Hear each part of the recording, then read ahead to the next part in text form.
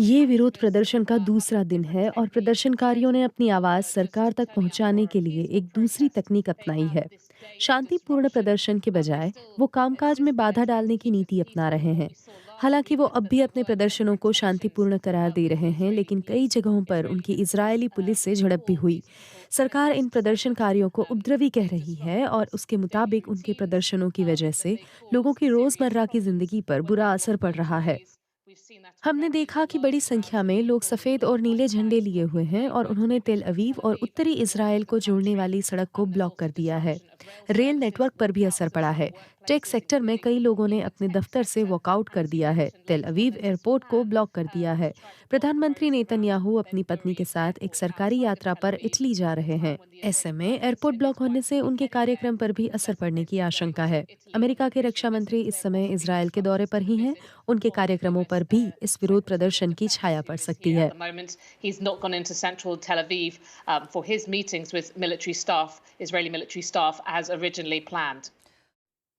सरकार के खिलाफ जारी इन प्रदर्शनों में कई फाइटर पायलट्स भी शामिल हैं, जिन्होंने कहा है कि वो रूटीन ट्रेनिंग में भी शामिल नहीं होंगे।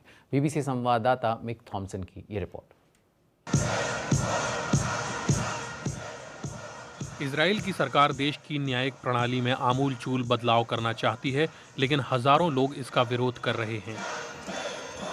इनमें नेतन्याहू के राजनीतिक विरोधी ही नहीं, बल्कि ऐसे लोग भी हैं जिनका विरोध एकदम अप्रत्याशित है।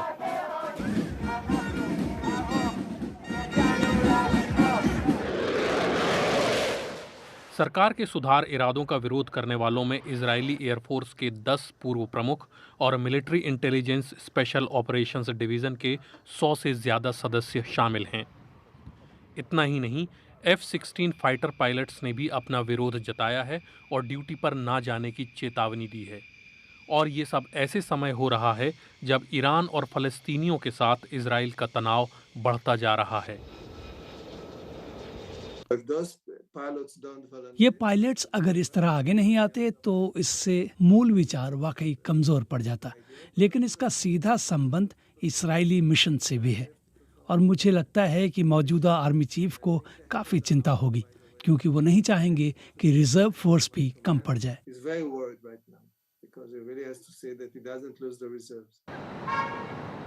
कारोबार की दुनिया से जुड़े शीर्ष लोग भी इन सुधारों का कड़ा विरोध कर रहे हैं।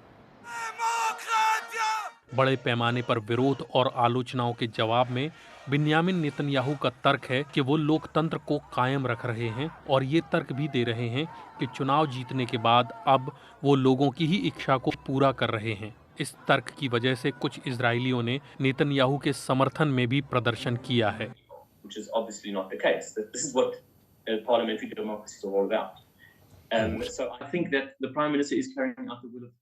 मुझे लगता है कि प्रधानमंत्री लोगों की इच्छा को ही आगे बढ़ा रहे हैं। संसद के 120 सदस्यों में से 64 सदस्यों ने इन सुधारों का समर्थन किया है।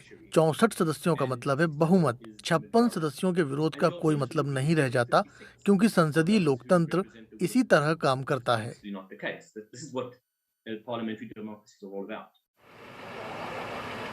अतिवादी विचारों वाले मंत्रियों की नियुक्ति और अरब नागरिकों को देश से निकालने के आह्वानों की वजह से हाल के महीनों में इजरायलियों और फ़लस्तीनियों के बीच हिंसा बढ़ी है।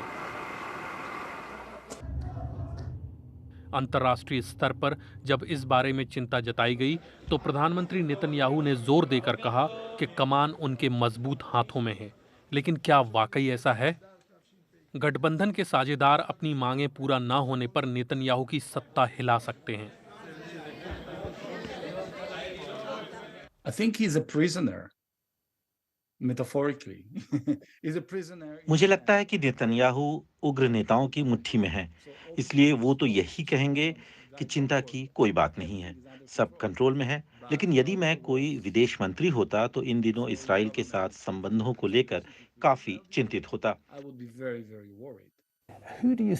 आपको क्या लगता है, सुधारों के विरोध और समर्थन में किसके तर्कों में दम है और इस हार जीत का क्या नतीजा हो सकता है? Unfortunately, I think दुर्भाग्य की बात है कि मुझे लगता है हम रंगभेद की तरफ, बेहद उग्र दक्षिणपंथी नीतियों की तरफ बढ़ रहे हैं। और मैं ये बात इसराइल के प्रति, अपने दोस्तों और परिवार के प्रति अपनी भावनाओं के खिलाफ जाकर कह रहा हूँ। ये उसी तरफ जा रहा है। I think, that's where it goes. Israel में 5 साल में 4 चुनाव हो चुके हैं। कई लोगों को लगता है कि इजराइल में लोकतंत्र जूझ रहा है। इजरायली समाज में मतभेद बढ़ रहे हैं। इजराइल के प्रेस में भी आशंका जताई जा रही है कि ये विवाद हिंसा और गृह युद्ध का रूप ले सकता है। जानकार भी इस आशंका को एकदम खारिज नहीं कर रहे हैं। मैं ऐसी नौबत आने की कल्पना नहीं करना चाहता। जब मैं दोनों पक्षों में अपने दोस्तों से बात करता हूं, तो पाता हूं कि आखिर में लोग पीछे हट जाएंगे। बड़े पैमाने पर विरोध अब तक तो शांतिपूर्ण ही रहे हैं। उम्मीद यही की जा रही है कि आगे भी ऐसा ही हो, वरना बात बिगड़ सकती है। वहीं आज कब्जे वाले वेस्ट बैंक में इजरायली सैनिकों ने 9 फलस्तीनियों को मार दिया है। इजरायली पुलिस ने कहा है कि जब वो जेनिन के पास मौजूद जाबा नाम के शहर में गाड़ी में जा रहे थे, तब उन फलस्तीनियों ने उनकी गाड़ी पर हमला किया। पुलिस ने जवाबी फायर की, जिसमें 9 फलस्तीनियों की मौत हुई। इजरायली और फलस्तीनी अधिकारियों के मुताबिक मारे गए लोगों में से 3 फलस्तीनी इस्लामिक जिहाद आर्म्ड ग्रुप के सदस्य थे।